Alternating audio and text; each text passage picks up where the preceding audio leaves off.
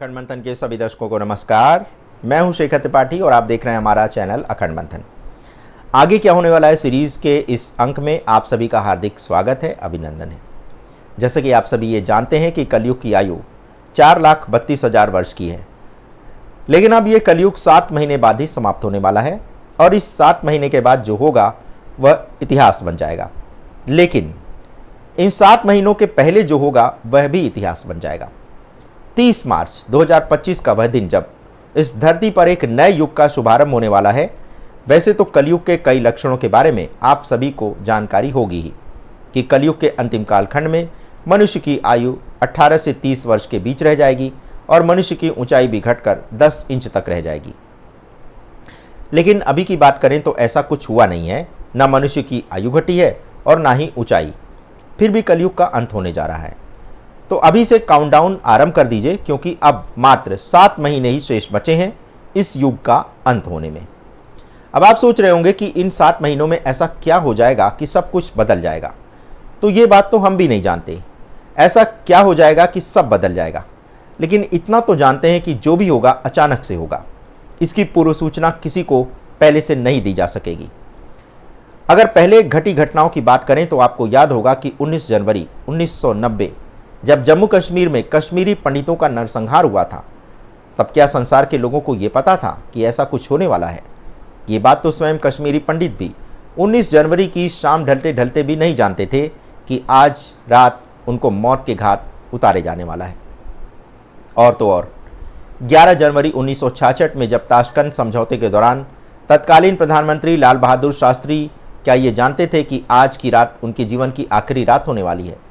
लाल बहादुर शास्त्री की मृत्यु के बाद भारत में कैसे एकाएक परिस्थितियां बदल गईं, ये कोई नहीं जानता था।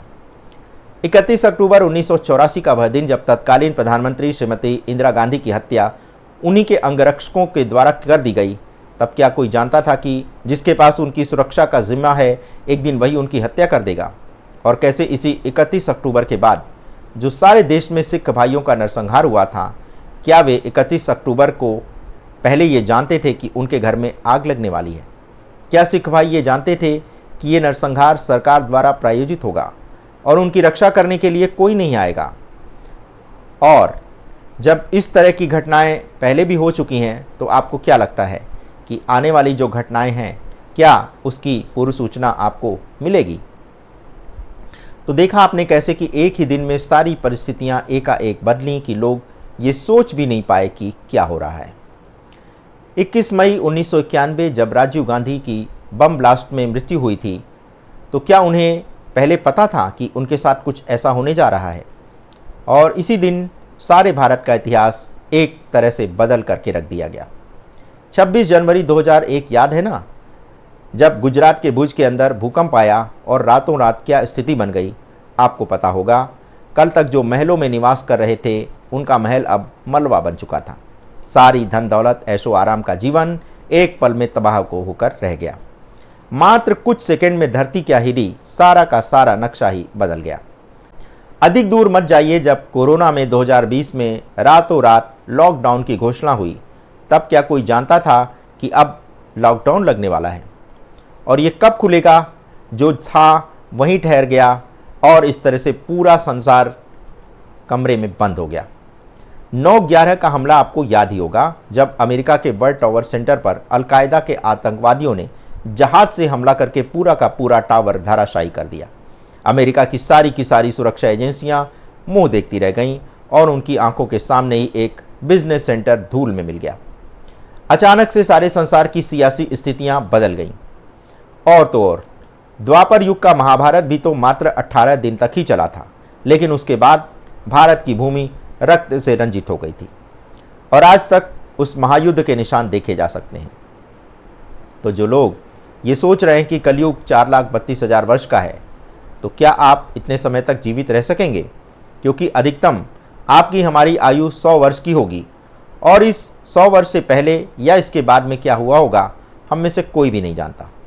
ना ही 4,32,000 वर्ष पूर्व का कोई व्यक्ति अभी जीवित है जो ये बता सके कि इन 4,31,000 वर्ष में पहले क्या क्या हुआ। तो जो हमें ज्योतिषी गणना से जानकारी प्राप्त हो रही है उसके आधार पर यह कहा जा रहा है कि 30 मार्च 2025 का वह दिन ही इस धरती के परिवर्तन का एक नया दिन होगा। इस धरती पर 8 से अधिक ऊर्जाएं पूरे धरती पर छा जाएंगी और इसका अनुभव आपको तभी होगा जब ये घटनाएं एक के बाद एक होकर के घटने लगेंगी। तो अब आप सोच रहे होंगे कि अगर धरती पर इतने शीघ्र परिवर्तन होने वाला है तो आपको हमको क्या करना चाहिए। तो आपको हमें वर्तमान में जीवन जीना आरंभ कर देना चाहिए। ये मानकर जिए कि आज का ही दिन आपके पास है और जो भी करना है इसी एक दिन में करना है। किसी को दुखी करना बंद करिए, सभी के साथ प्रेम के साथ रहिए, पूरा का पूरा जीवन ईश्वर को समर्पित कर दें और उससे प्रार्थना करें कि आने वाले समय को सहन करने की वह शक्ति प्रदान करें। तो आज के अंक में बस इतना ही। मिलते हैं आगे क्या होने वाला है कि एक नए अंक में। तब तक के लिए हमें अनुमति दें। धन्यवाद। नमस्कार।